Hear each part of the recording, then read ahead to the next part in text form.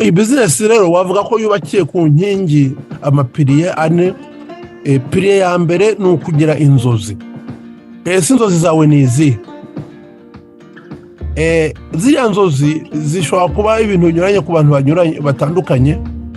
Ku muntu nk'urya Yosefu bajya bavuga mu mateka, za nzozi yabonye akiri umwana mutoya ngo babyeyi bazajya bamupfukamira, we nizo nzozi zamuyoboye zimugeza kure.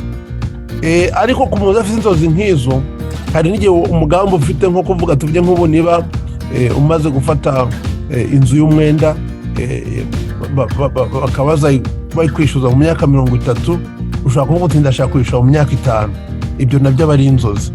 Ushobora kuba ari imodoka ushaka kugura ukavuga uti nzayigura cash. Ibyo nabyo ni umugambi. Mbese ugomba kuba ufite ikintu ushaka kugeraho kugira ngo business ikubere igisubizo.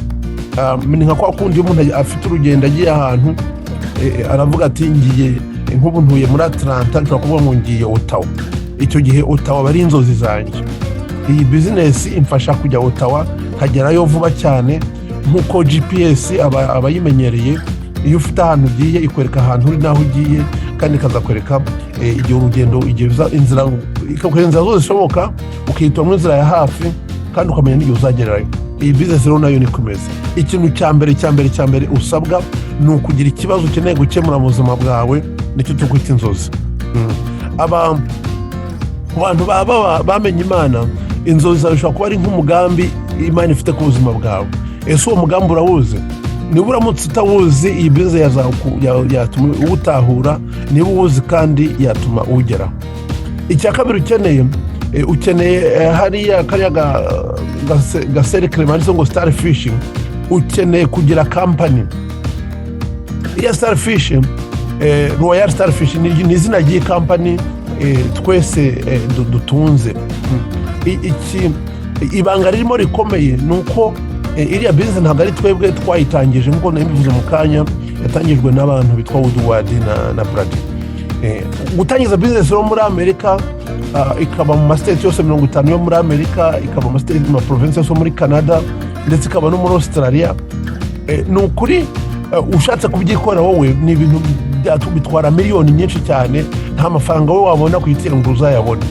Hari umuntu warangije kubikora none akatubwira ati mfite izina ryanjye yitwa Starfish, naribatiza mu karikoresha namwe rikabateza imbere. Urumva rero deja kugira ngo umuntu agutize kampani ye ngo we wayikoresha ukoresha iyo zina, ni bake babikora. Ntabwo Amazon yaza ngo ugiye gutiza izina ryanjye, ariko utije kandi wazakomera uzi kurikoresha, ariko ntiyari gutiza. Aba rero ni abantu b'Imana, kuba bareme kutiza izina ryabo ngo twarigenderaho. Cya gatatu, ukeneye business training system. Hari undi rugero njya ntanga, tuvuge ari nk'abantu bashatse gufata igihugu akariyo dream bafite, bashaho ishaka rya politike yenda cyangwa se ishaka ryo gufata icyo gihugu. Baba bakeneye no kugira centre d'entraînement commando. Baba bakeneye kugira ahantu bajya gutoreza ingabo zabo kugira ngo izo ngabo zizabashe kujya ku rugamba.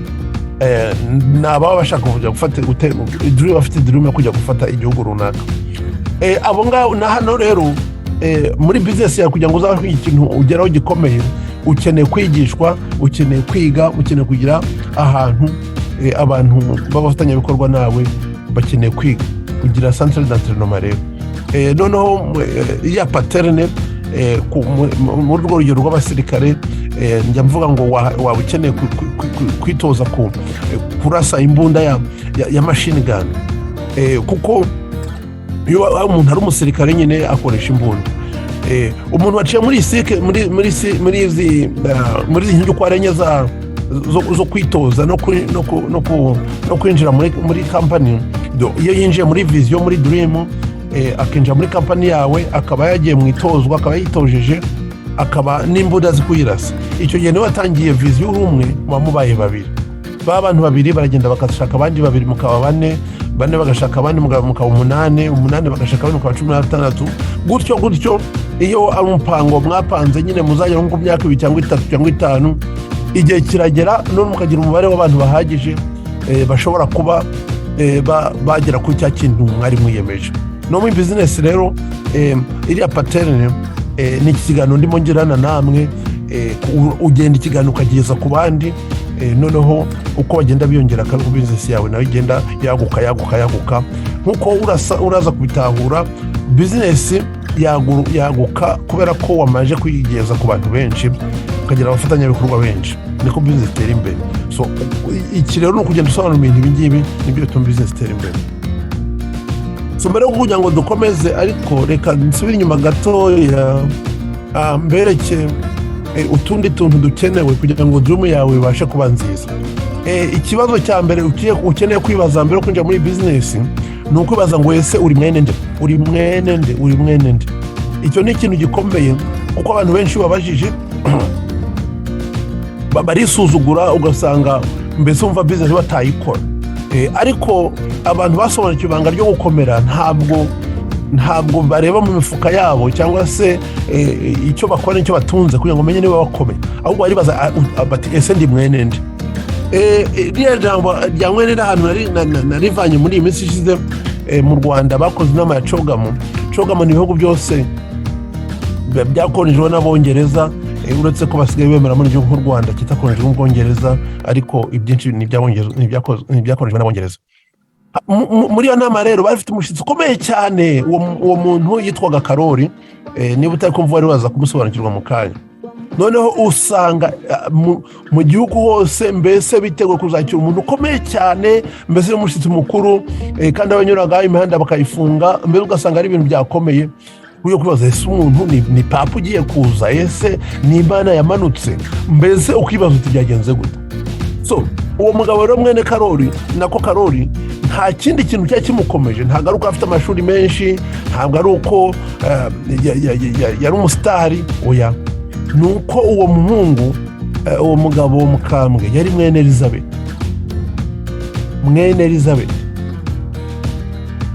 Abatabyumvise, Elizabeth yari umwami w'Ubwongereza, n'uwo Karori urabyumva yari umuhungu we. So kumva ntabwo Karori yari akomejwe n'uko afite ibintu byinshi yagezeho cyangwa se ko asa neza, oya, ni uko yari mwene Elizabeth.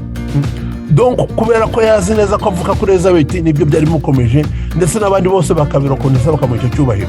None ikibazo ni iki, wowe se uri mwene nde? Ugira baso babiri, reka bivuge gutyo. Kandi so wa Kinyarwanda cyangwa wa Kirundi mu by'ukuri iyo biba ngombwa kwishura ati cyo kugeza hano muri Amerika sinzi ko byari gushoboka abenshi.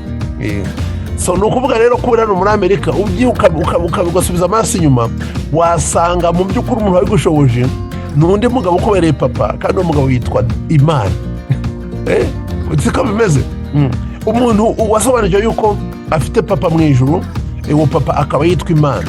Abakomeye niyo mu mufuka nta kintu yaba afite, niyo ku kazi yaba ari gukora akazi atishimiye, ariko byanze bikunze umunsi witahuye yuko uri mwene Mana, byanze bikunze biracamo. Bifana iki rero n'iyi nzozi twari turimo tuvuga. Iyo umuntu yisobanukiwe akamenya nka kuriya Karori yari yisobanukiwe, ntabwo yiha imigambi ya vuba, yiha imigambi ya kure bitewe n'uko nyine ari mwene Elizabeth. Nawe rero nka mwene Mana ndagira ngo nguhugure kugira ngo ufate imigambi ikomeye.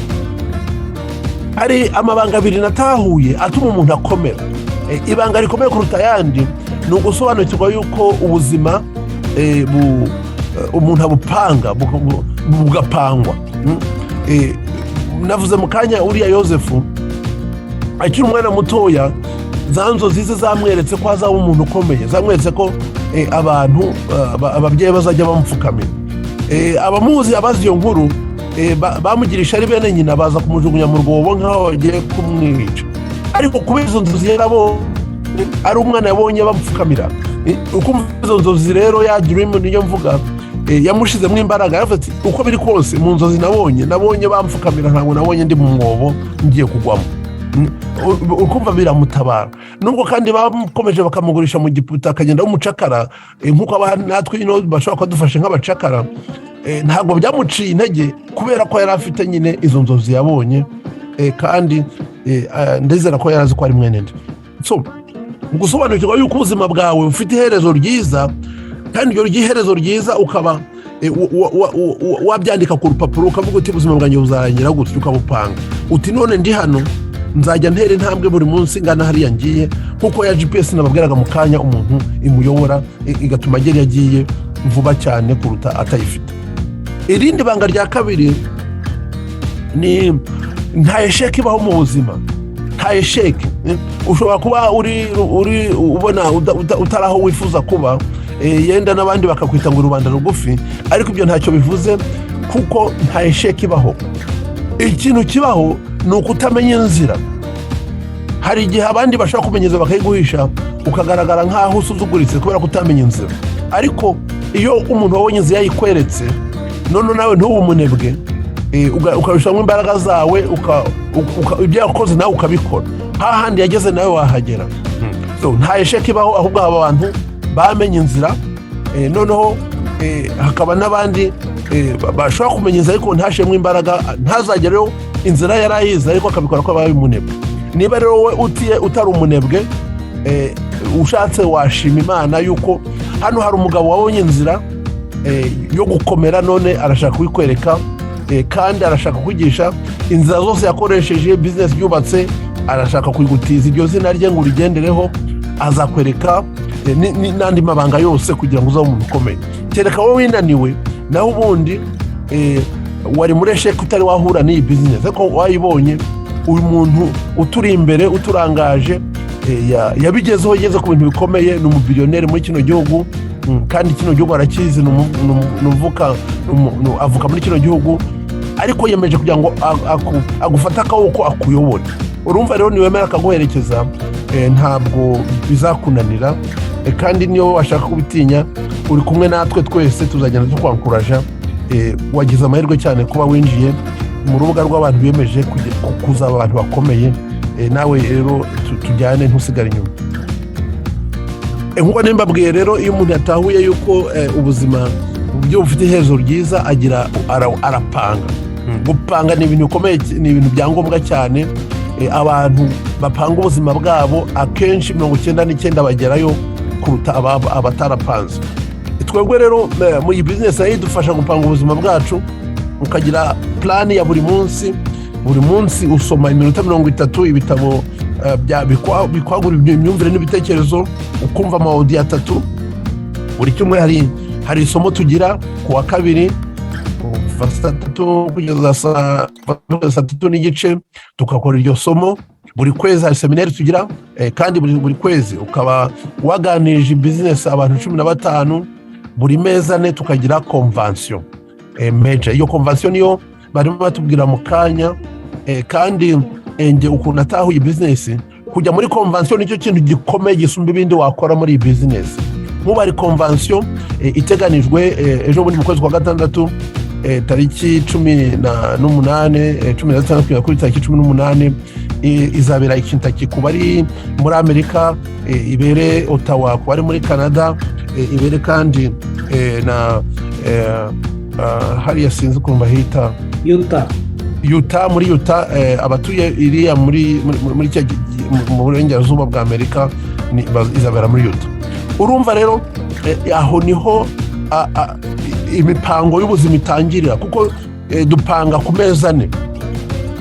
Muri convention niho uhurira n'abandi, abantu babahuza ibikorwa bose barahura, bagakora raporo y'ameza ane byagenze gute, noneho bakongera bagafite indi migambi, batuzongera duhure hano meza nari imbere, kandi bagakora undi mupango.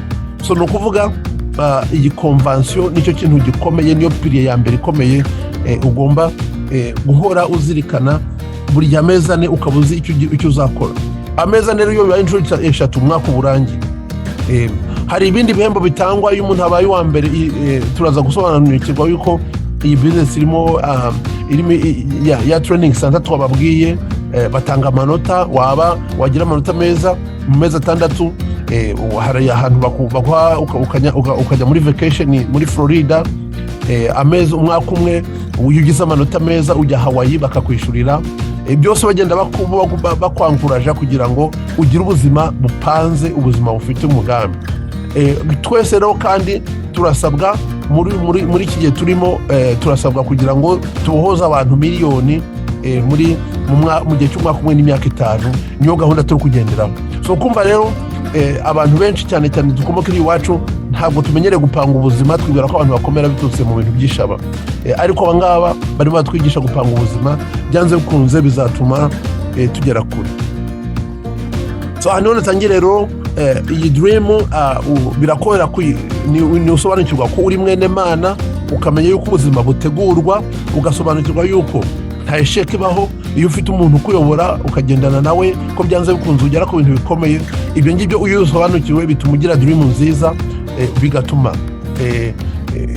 iyi business wumva ko uyikeneye, bigatuma wakira kwigishwa, kandi mbese ugashora imbaraga zikomeye muri iyi business.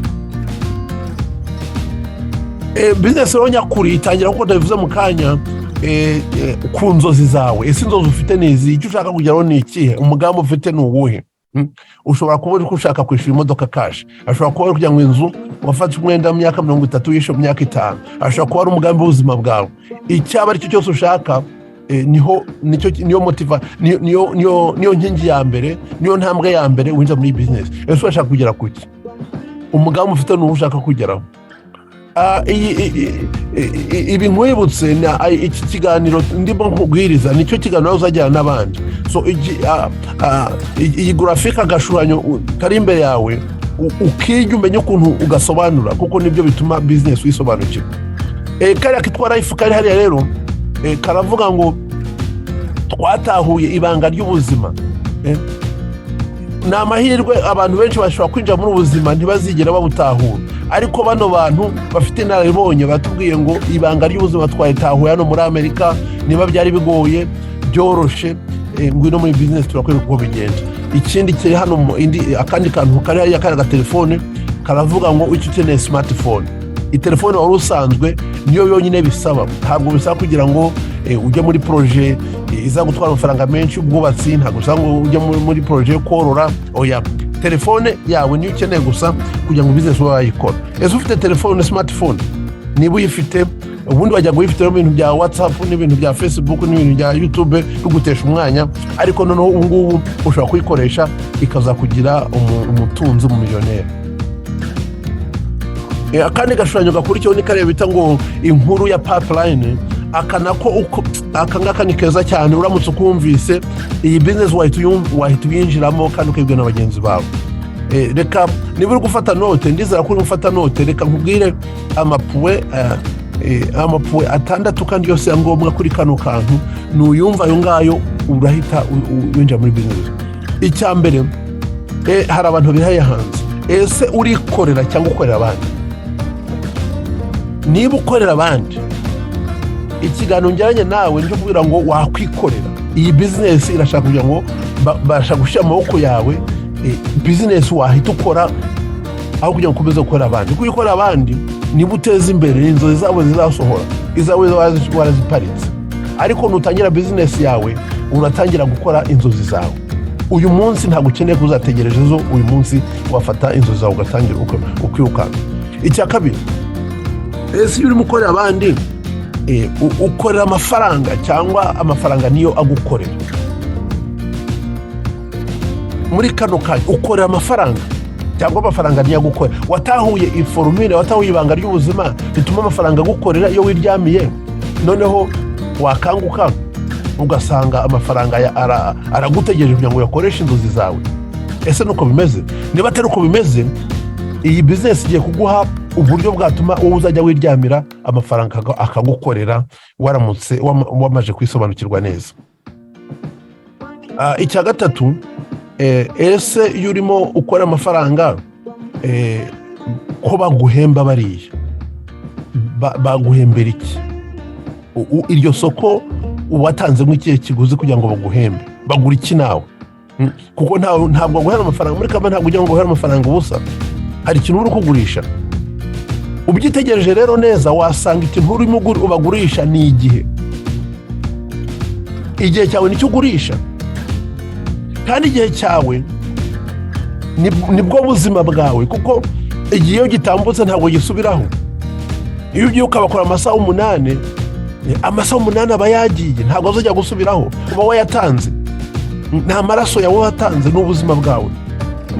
Kugira ngo ubyumve neza, ibi bimeze nka kwa kundi muri Afurika bake niba uvuyeyo vuba hari ukuntu bajya bafata nk'ihene cyangwa ingurube cyangwa intama bakayica umutwe noneho barangiza bagakeba utunyama bakadusha ku gati utunyama 8 bakadusha ku mushito noneho ugenda ugatanga nk'amafaranga 100 cyangwa 50 kugira ngo bagwe kagashito kari 8 nawe iyo ujya muri ko company ugatanga amasaha 8 ni nkuko buri saha ari agashito yenda isaba ngo 20 cyangwa se 30 ariko amasaha 8 n'udushito 8 twinyama zawe utanze niwe bagiye kotsa buhene niwe bagiye kukurya nk'ihene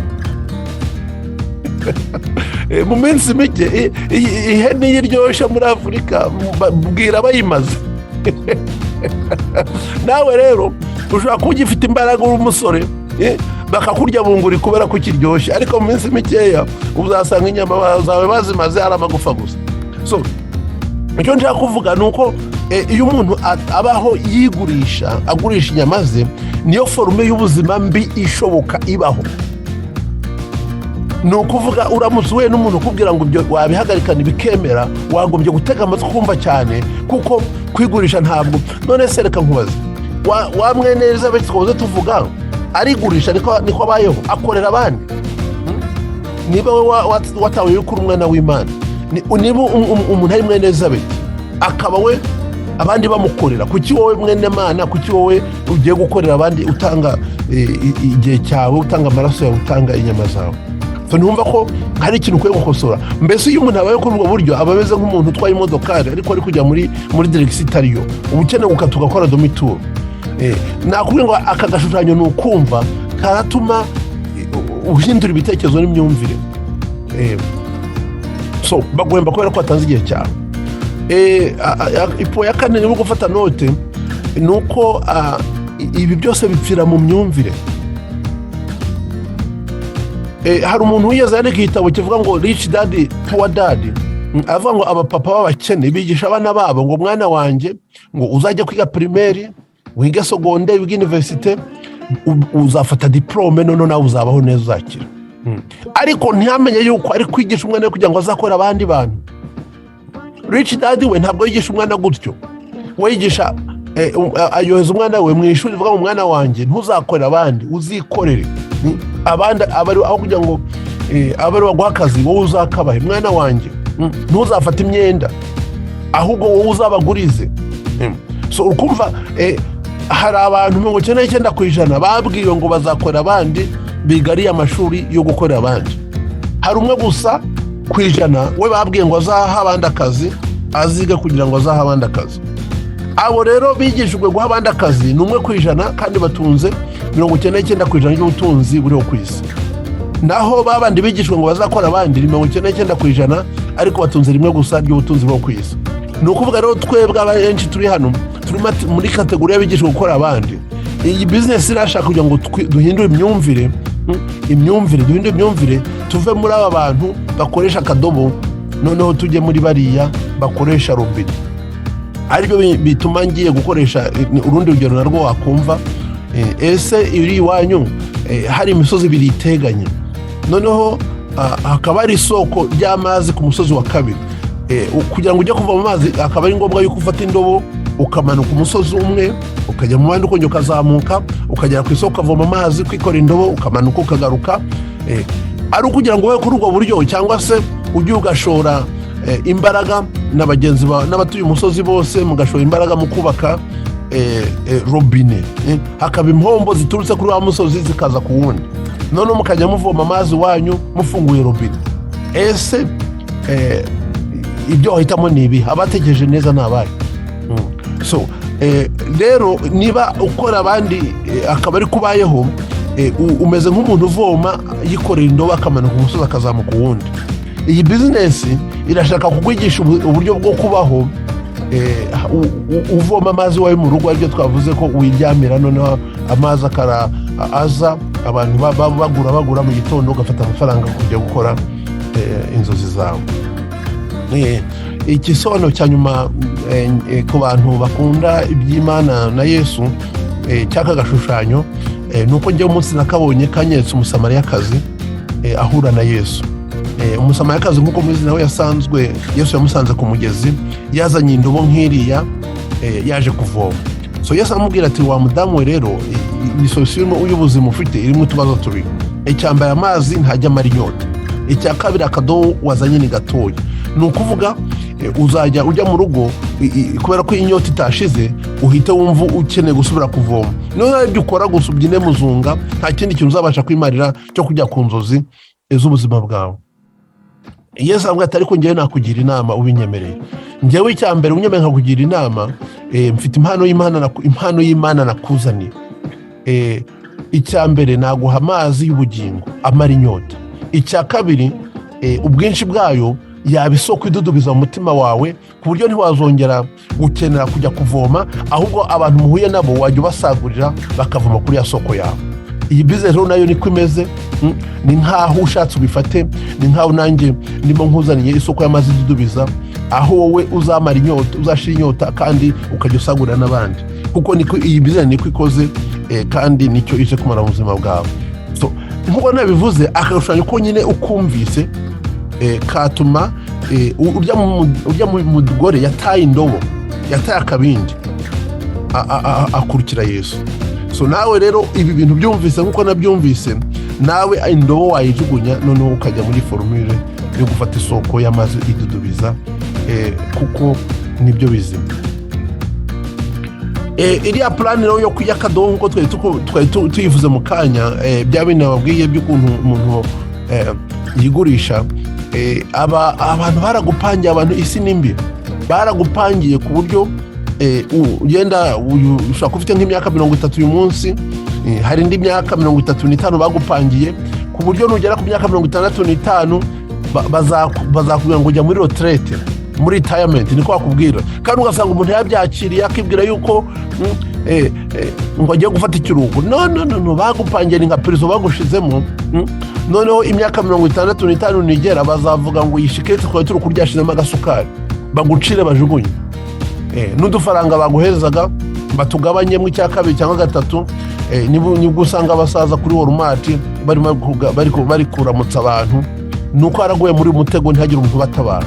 Wowe rero niba unyumva, ugize amahirwe cyane, kuko uyu mutego ntukeneye kuzawugwamo.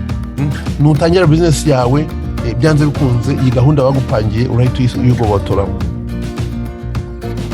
Turakomeza tsese none iyo business imeze gute? Niyo humura ndarangiza maze kwigosobona neza. Business igezwa muri kino gihe nko twabivuze mu kanya, ziri kuri telefoni.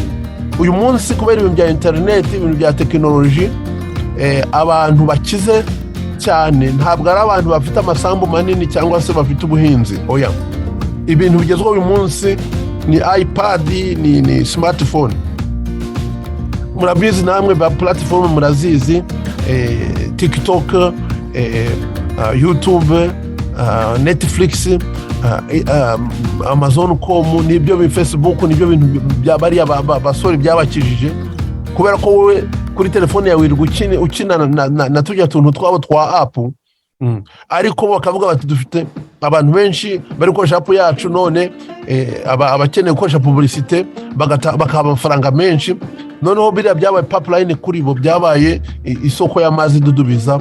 Ariko wowe telefone wirirwa gusa ikunyunyuza amaraso yawe, kubera ko nta kindi ikoresha uretse kubireba. Iyi business rero nayo ni Starfish, nayo ni platform iri kuri telefone, kuri smartphone. Ariko itandukanira ziriya, wowe uri owner wayo. Donc ufite uburyo bwo kugira ngo uyifate nka franchise. Bari abantu bayitangije barashaka kugira ngo nawe uyikoreshe, uyifatanye nabo kuyikoresha, no mujye musangira inyungu muyisangire. Twebwe turimo tubivuga twanyije kwinjiramo, ubu turimo tugusangira inyungu nabo. Nawe turakurarika ngo ino udufatanye, amafaranga arahari, amafaranga arimo araboneka cyane. Ushaka kubaza cyese amafaranga aboneka gute? Amafaranga muri business aboneka mu buryo bubiri. Iyi business wanibura kwandika ifite amasoko y'ubwoko bubiri yinjiza amafaranga. Icyambere harimo amasoko ameze nk'amaguriro, ahantu mu isoko abantu bagurira ibintu, ari byo uri kureba aha ngaha. Ikintu gishamaje, ikintu kineje, ikintu gishimishije njyewe cyantangaje cyane mbona iyi business bwa mbere. Nasanze iri soko ryabo harimo Walmart, harimo Amazon.com, harimo na Home Depot, harimo Delta, harimo Apple. Ayo niyo makampani akomeye muri Amerika, niyo makampani akomeye ku isi. Aba bantu ni bande babashije kubona na Walmart na Amazon na Home Depot bakabinja muri business? Kuko navuze barakomeye. Ese bavugana na Walmart, bavugana na Amazon, bavugana na Home Depot? Aba bantu rero nta umaze igihe nk'icyo maze muri Amerika, maze mu mwaka 30, barakomeye. Kuko ntabwo waba udakomeye ngo uvugane na Walmart na Amazon na Home Depot na Delta, ntibishoboka. Kuba barimo bakora business n'ikimenyetso ko bakomeye. Icya kabiri nuko ibintu byose umuntu akenera mu rugo hano barabifite muri aya masoko. Nukuvuga kuva ku myambaro, kuva kuri restaurant, kuva ku bikoresho byo mu nzu, byo bwubatsi, transport, za Uber, za kugenda mu ndege, ibintu byose umuntu akenera mu rugo, ibikoresho byose byo mu rugo barabifite. Kandi ibyo ngibyo nyine bikajya ku isoko ryabo. Icya gatatu, kugira ngo iyi sistema yabo ikoreshe, na amadolari 50 hano muri Amerika, na amadolari 60 ku mwaka. Aya mafaranga rero ni nayo baguca muri Costco cyangwa se muri Sam's Club, ariko ngo ukaba ufite isoko rimwe. Kandi 60 ni amadolari 5 mu kwezi. Warangiza ukajya kugura muri aya masoko yose ku biciro biri munsi y'ibyo ayo maduka acuruzaho. Tuvuge iyo ngiye nguze ibintu muri Walmart nkoresheje isoko ryacu, bama ku giciro gito cya Walmart, gito kuri Walmart. Mu yandi magambo, uriya mugabo Starfish kubera ko afite abantu benshi bageze kuri miliyoni, yaragiye abwira Walmart ati mfite abantu abakiriya miliyoni bazajya bagura mu isoko ryabo, urangabanyiza ngahe? Baramugabanyiriza. Twebwe rero tugura ku biciro biri hasi cyane kubera ko turi abantu miliyoni bishize hamwe. Nuko bikora n'induka ryose tugiyemo niko bikora. Donc ibintu byose tugura kuri makeya ujyanyije n'abandi bantu bose. Kandi aya madolari 60 mu by'uko mwaka, mu kwezi kumwe y'amafaranga bayigaruye. Njyewe ubwanjye umunsi ninje mu gambe ukwezi kwa mbere nahise naguze amatike 2 y'indege, ari amafaranga bitanyasubirana. Umaze mu amezi 5 none maze ahari yantanze 60 maze kugaruza 200. So kumva rero ni nkaho kano bakaguhereye yose. Rero niyo mafaranga ya mbere dukorera. Ese tuyabona gute? Aya makampani yaje gukora ni kampani yacu, hari amafaranga baduhereza kugira ngo natwe tuzajye tugura iwabo. Ayo ngayo rero iyo winje muri business uri umufatanyabikorwa nawo uyagabana nabo, kuko nyine bagufata nk'aho dufatanyije ibikorwa. Indi soko y'amafaranga nicyo hano bise consumer rebellion, ariyo nkingi nababwiye, harimo inkingi ebyiri. Ya mbere consumer rebellion. Aha wakwibazaho bikora gute? Iyi business iyo niba warayikoresheje, utarikoresha ubwo turaza kubikwereka. Aho kugira ngo twikoreshe credit card, tukoresha iyi smartphone yacu.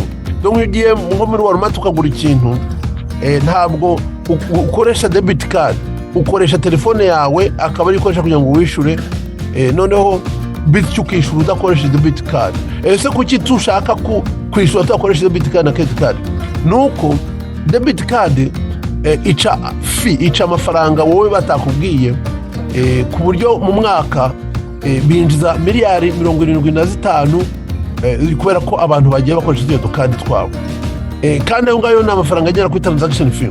Late fee zo ni miliyari 175, yo akubye kabiri. Ni ukuvuga wowe utinze kubishura, hari andi mafaranga baguca, noneho nyine nko mubwiye akaba ari ugasanga ari miliyari 175 ku mwaka. Yose hamwe rero urabona ni miliyari 150 bagenda batuvanamo kubera iyo system bashizeho yo gukoresha debit card. Iyi kampani yacu rero yari yemeje avuga ngo bari abantu badukenesheje barimo, reka tujye kubarwanya natwe.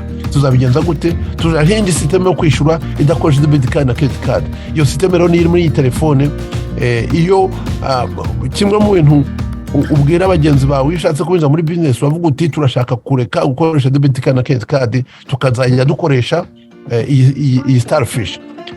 iyo niyo business yo kurwana n'abariya miliyari 75 umunsi twayifashe ari amafaranga nyine urabyumva azajya yinjira mu mifuka yacu kandi noneho iyo umuntu yinjira muri business ntabwo abagitanga late fee bityo tubera umugisha umuntu wayijemo utazongera gutanga amafi. Hano rero ikibazo ni iki nakubaza, eske urashaka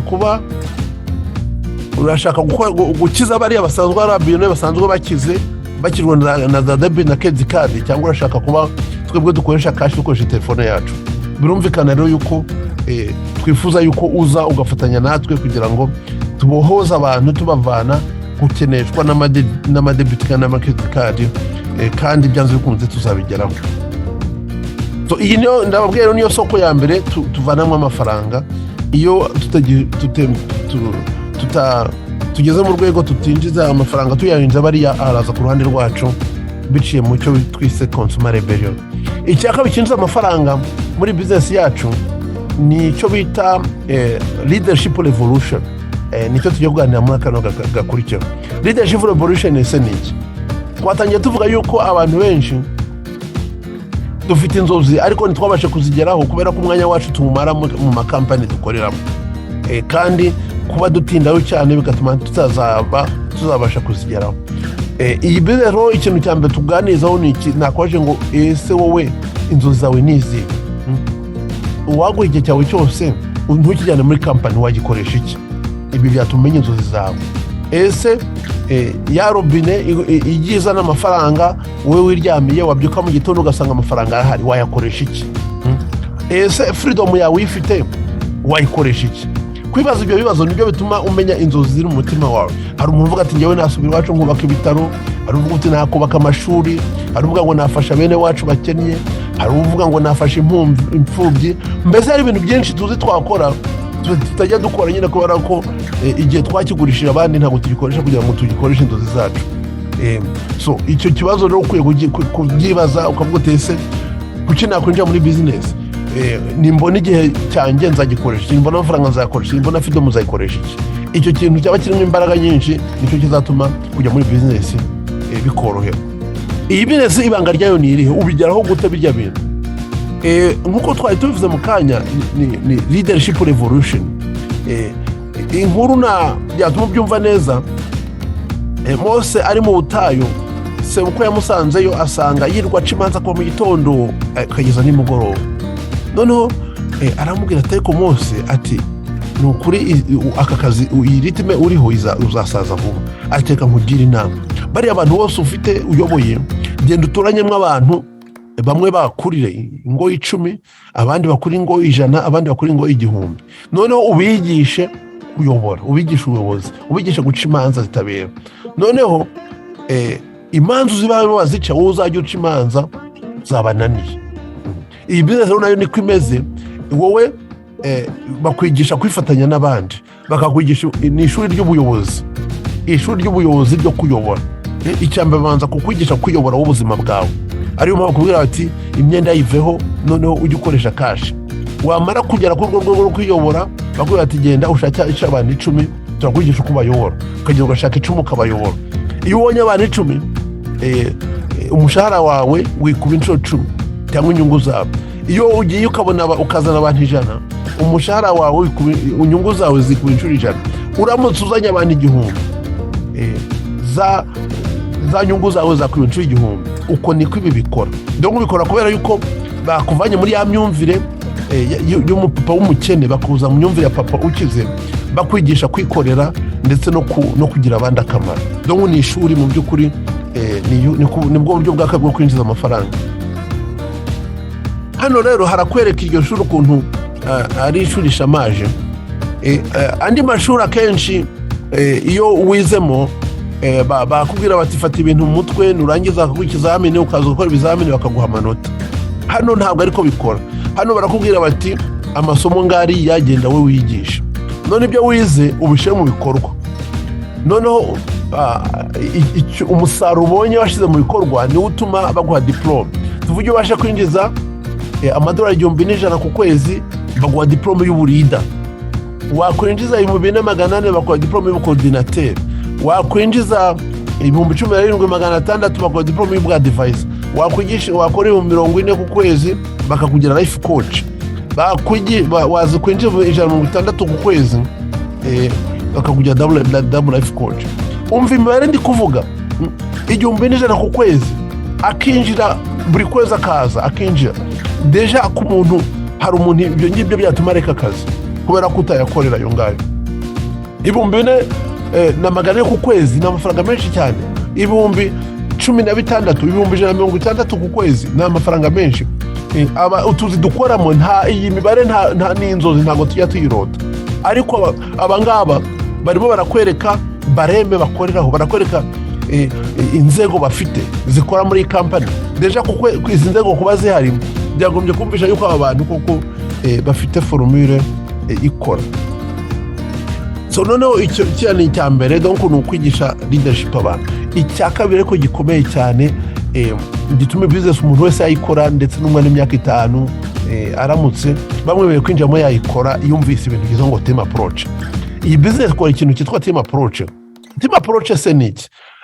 Icya mbere dufashe muri urugero rwa Yesu umusamariyakazi, ni urugero rwiza.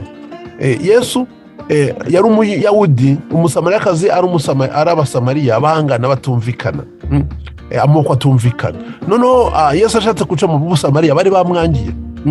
Noneho Yohani wari kumwe na Yesu amubwira ngo tubatwike, ariko Yesu aravuga ati ntabwo twaje gutwika abantu, tuzabikora mu buryo bwa team approach. Nuko noneho bahindukiye bavuye Yerusalemu basubiye iwabo muri Nazareti, nibwo Yesu yahimbye amayeri yo kujya guca i Samariya, ariko agiye kubakemura ikibazo cy'umugore wari warabananiye. Uwo mugore rero ni bahuriye ku mugezi, nk'uko twabivuze Yesu amukemura ikibazo. None umugore bataye ikibindi ajya kubwira abasamariya bene wabo ngo nimuze murebe umugabo wanjye muri ikibazo. Aragenda mukora publicity. None wa muntu bangaga bari banze yuko yinjira iwabo, aho bose baza kumureba, kandi noneho ababwira business ye barayishima, ndetse baramubwira ngo naguma hari abandi badahari batayumvise kugira ngo nabo bazaze bayumve umunsi ukurikiyeho. So kumva ikintu atari gushobora akoresheje ari wenyine, yakoze team approach afatanya n'umusamariyakazi. Uwo munsi ngo muri business yabo binjije abantu bageze nko 5,000. Ukumva ni strategy yakoze, kandi na hano nawe yakora. Ese amasomo twavana 2 na yabo. Icya mbere nukuvuga yuko Yesu yagiye kuvuga yajyanye business ahantu batari bamwishimiye, birashoboka kubera ko yakoranye n'umuntu wabo. Icya kabiri umugore nawe ntabwo yarafite amateka meza muri iyo community yabo, ariko kubera ko yagiye mu itimu irimo Yesu, amateka ye yagize urunume nziza, bituma noneho no gutumira abantu bimworohera, baraza mbese ari benshi. Ese twebwe muri business birakora gute? Icya mbere twakomeje kubabwira abagabo bitwa ngo Orrin Woodward na Chris Brad. Abo bantu ni batangije business, iyo uyinjiyemo uba winjiye muri timu nabo. Twavuze ngo ikintu gikomeye umuntu yakigezeho nawe wakigeraho. Bari bageze ku bintu bikomeye, none batubwiye bati namwe nimuze tubereke ukuntu bigenda. Baduhaye app, baduhaye smartphone uko bayikoresha, barimo batwigisha ukuntu tubigenza. Ni ukuvuga umuntu ukivira iwacu ugakonekta n'umuntu w'umubillionaire ukomeye nka kuriya, urukumva harimo ibanga rikomeye ryo kugira ngo uzabashe gutera imbere. Cyo ni icya mbere. Icya kabiri, nk'ubu niba unteze amatwi ubu deje ku itimu yanjye, ibi bintu turimo dusanga ukore deje urabona ko mbyumva, kandi ndi kubikubwira. Ni ukuvuga deje winjiye muri timu nanjye. Ubundi iyo utari hano wari kuba uri wenyine, ariko dore waje turimo turi kumwe. Ni ukuvuga ibyo maze kumenya, nkeneye kubikubwira, none nawe tukajyana mu rugendo. Urukumva rero bizakorohera kubera ko turi muri timu. Icya gatatu, murabiza Faransa baravuze ngo si jeunesse savait, si vieillesse pouvait. Bivuga ngo umusore abafite imbaraga ariko adafite inaribonye, umusaza abafite inaribonye ariko adafite imbaraga. Ariko umusore n'umusaza bafatanyije umushinga, byanze bikunze umusore arihuta n'umusaza nawe akihuta. Umwe yazanye ubwenge, undi yazanye imbaraga ze bikagenda neza kuko umuntu yakwikorera. Epo ya nyuma navuga nuko bari abantu urimo ubona tuvuge ko bari kwirukanka irushanwa ryo guherezanya agakoni. Uriya wa nyuma niwe winjiye muri business, nkawe wowe waje muri business uyu munsi ni wowe uriya wa nyuma, ariko uri muri timu bari nubwo utababona, uri muri timu ya bariya bane bari hejuru yawe. None kankubaze, bariya bane bari muri business birukansa bakagusiga, kandi muri timu imwe hari igihembo babona ntacyo, kubera yuko bagusiga. So niyo mpamvu rero team approach ibasaba ko mbere yo kugira ngo birukanke buri wese asabwa kuza ngo agufashe, noneho kugira ngo mwirukankane icyarimwe. Andi ma business umuntu aba ari ku giti cye arirwariza, ariko hano abantu bamaze mu gihe batera imbere uko bafashije bariya binjiye nko vuba. Ibyo rero bigatuma umuntu wese winjiye muri business byanze bikunze ahita azamuka niyo atari yamenya business. Nk'ubu abantu benshi bari muri business ariko si ngombwa ko bayimenya, kuko njyewe uwayimenye ndayibabwira. Bo icyo mukeneye gusa ni ukubwira abagenzi banyu mukabatumira bakaza kuri Zoom. Iyo baje kuri Zoom barabyumva, noneho bagahita binjiramo kugeza igihe mwebwe muzabimenyera. Ukumva rero team approach yakora cyane. Tongera kugaruka mu kanya gatoya. Hano rero ni urugero rw'umuntu winjiyemo agahita bamwigisha ko muri dere w'abantu 10. Umva ikintu gitangaje, riya jambo ngo apprentice ravuga ngo ni umwiga, ntabwo yari yatangiye ishuri neza, ariko kigeramo ikintu cya mbere isomo ryamba mwigishije ni ryo kugira ngo we umurida w'abantu 10. Umuntu umurida w'abantu 10 byagenze gute? Mu by'ukuri birasaba yuko uko amategeko abisaba y'ishuri, uragenda ukaganiza abantu, utumira abantu 15. Muri abantu 15 uzanye mu kiganiro nk'iki ngiki, imibare yerekana yuko 5 akenshi ntibahita babyakira, abandi 5 barabyakira ariko bakenja muri business ari aba customer, noneho 6 gusa nibo bemera kwinjira muri business ari ba owner bayigize yabo. Abo 6 rero iyo uramutse ugize 4 mu itimu ya mbere ukagira na 2 mu itimu ya kabiri, uko kwezi winjiyemo uhita ubona uhita ukora $380 ku kwezi hano muri Amerika. Urukumva ushobora gukora ukwezi kwa mbere cyane cyane ukoresha team approach. Nk'ubu mwana mbabwiye aba 4 kuki harimo bari gukoresha amatimu 2. Amatimu 2 bari bitimu ya mbere n'abantu bari muri timu wowe winjiyemo. Nk'ubu urabona bari 4 bagiye n'abakabateruya Jane, okay, njyewe Frank n'uyu witwa Yuna Bobby na Tonya, buri wese ajya akazana umuntu muri business bakamusha munsi yawe. Waba ugize abantu 4 munsi yawe ari bari mu timu ya mbere, wowe icyo cyagusaba gusa nuko wazana abantu 2 wowe usanzwe uzi, ukabazana umuntu nkanje bakabigisha business, bityo wabandi 6 wari ukeneye ukabura babonye. Ikindi ariko bano bari kukubwira nuko iyo winjiye muri business, tuvye hano wowe Blue niwe winjiye kandi uzi umuntu umwe uriya Tonya niwe wamuzanye. Abantu tazi uriya Frank wagutumiye harijya azana na Bobby akamusha munsi yawe, akongera akazana Jane akamusha munsi yawe, ugasanga n'abantu 4 bari munsi yawe barahari kandi atari wabazanye, kubera ko timu ya uri muri timu murakorana. So nukuvuga hari abantu benshi ngo si business ngo nta bantu nzi, wowe yasuko bikora. Wowe ntabwo ukeneye kumenya abantu, ukeneye nuko uzana imbaraga utanga contribution muri timu, ugakora ibyo ushoboye, n'undi agakora ibyo ashoboye. Iyo buri wese akoze icyo ashoboye byanze bikunze, mbese ni nkuko twaba turi 5 tugiye gushaka umuntu, uwo muntu we ntabwo yatunanira tumubwiye turi 5. Niko team approach bikora. Muri nk'ubu muri timu yashaka kuri abantu 10, hakaba ari umuntu umushaka kwinjiza muri business, mujye mukabwira umuntu umwe ntabwo ashaka kubananira.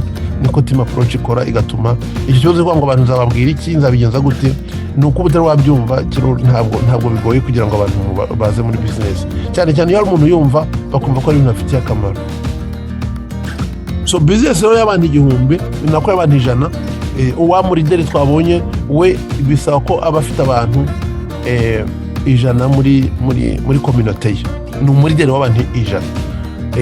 Muri dere w'abantu 100 asabwa gusa kuba afite abantu 20 muri timu ya mbere akajya n'abandi 10 muri timu ya kabiri. Nkwibutsa yuko bari muri timu ya mbere ubu bafatanyije n'abandi ku buryo bagufasha mwese yo muri nka 20 wese ushobora kuzana umwe babandi 20 kwa murababonye. Wowe icyo gihe bariye 10 nibo ushamwe imbaraga cyane. Icyo gihe ariko iyo babonye uhita winjiza ugira inkamu y'umubiri ku kwezi.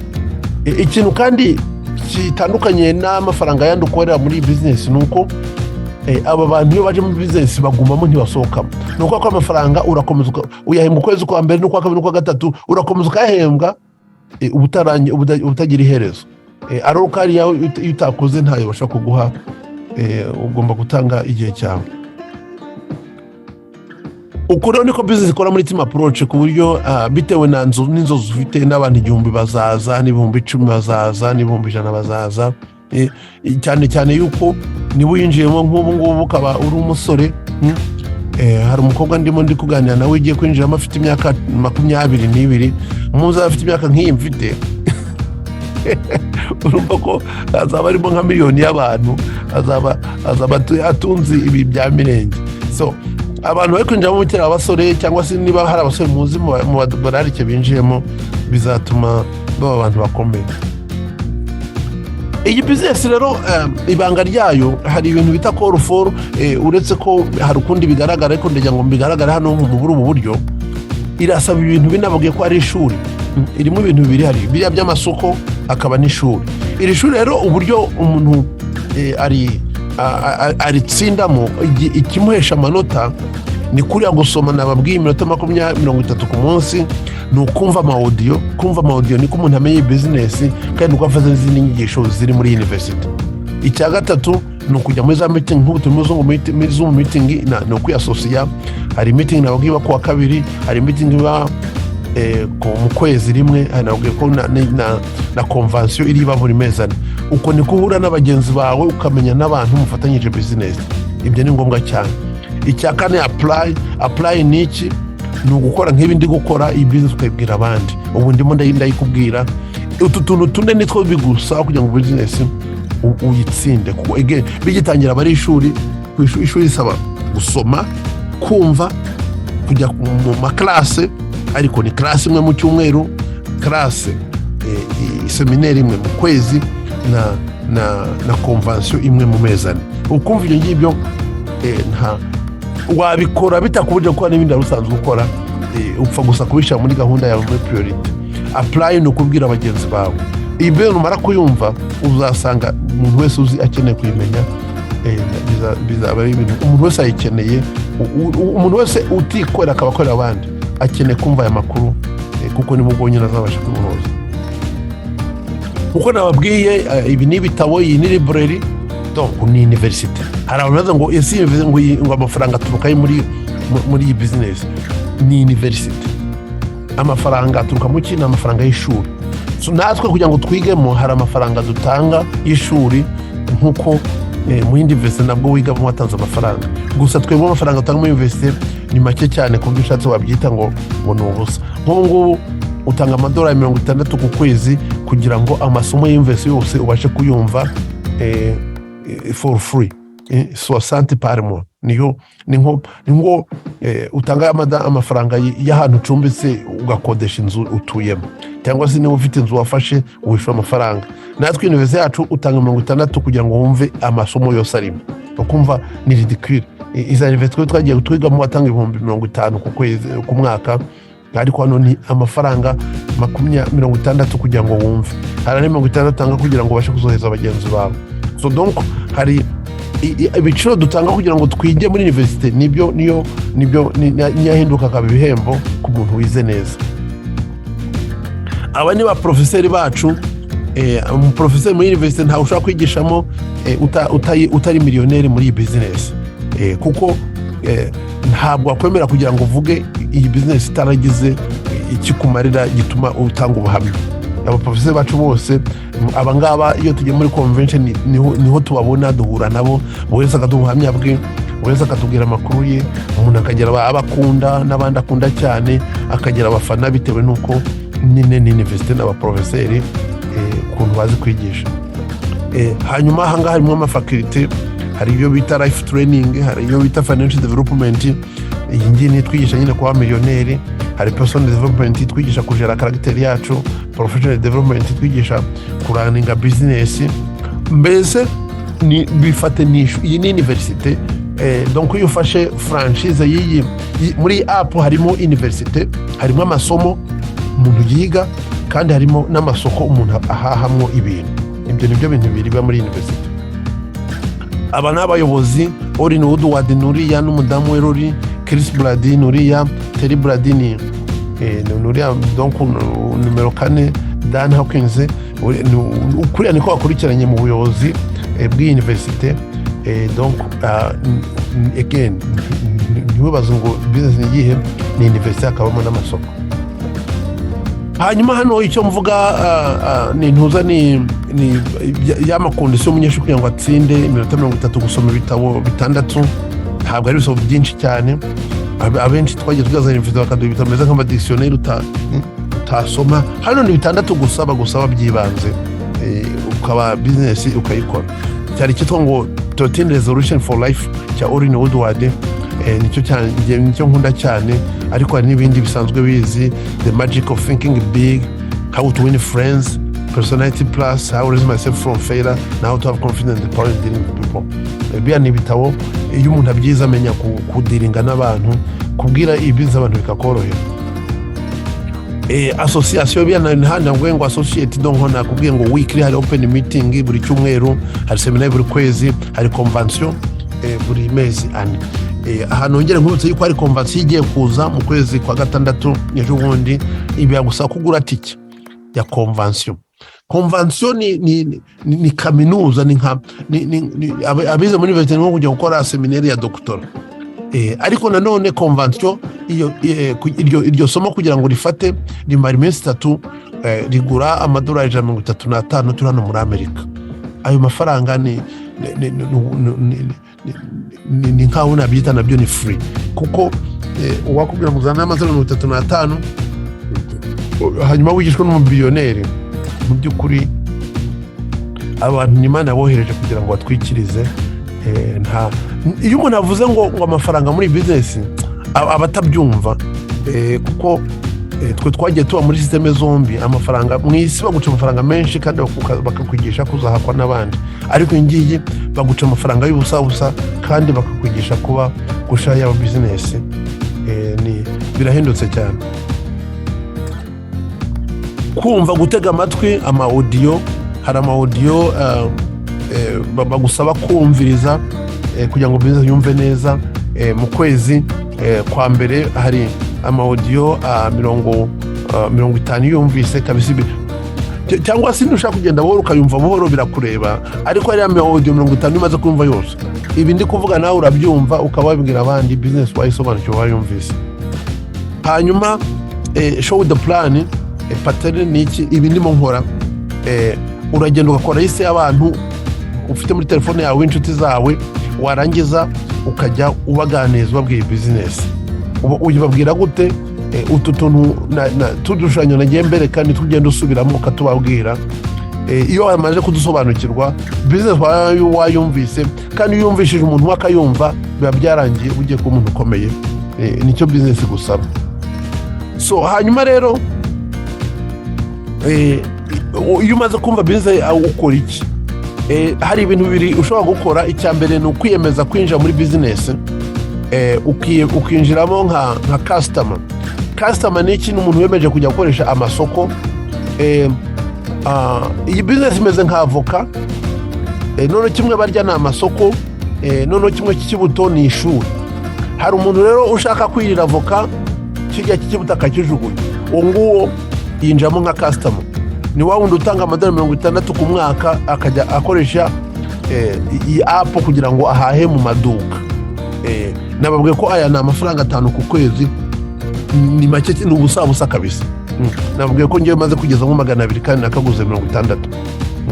Ubu nguwo nushaka kurya cya kintu cy'inyuma avoka agaturubuto. Ariko umuntu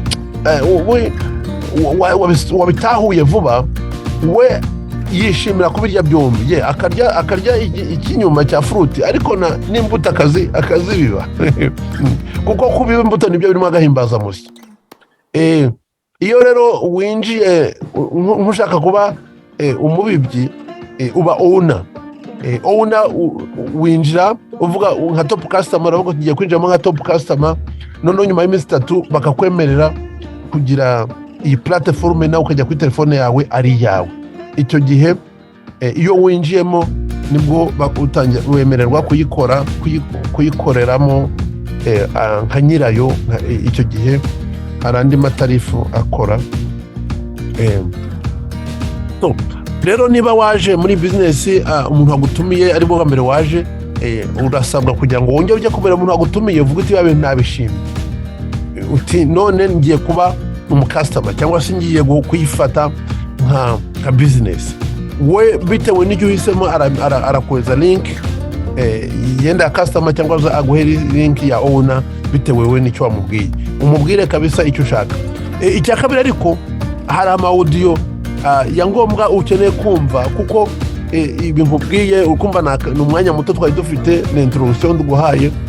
Hari ama audio abiri yibanze ukeneye kumva. Iya mbere ni y'umugabo witwa Chris Brady ivuga ibintu bya consumer rebellion niko nakubwiye ko igice cya mbere ni consumer rebellion.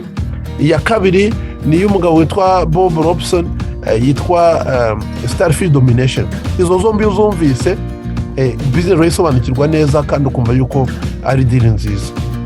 Ikindi rero nkuko batubwiye kandi nanjye nakomeje kubisubiramo ariko icya mbere hari ukwezi tugiye kugusoza ushatse wahita winjiramo.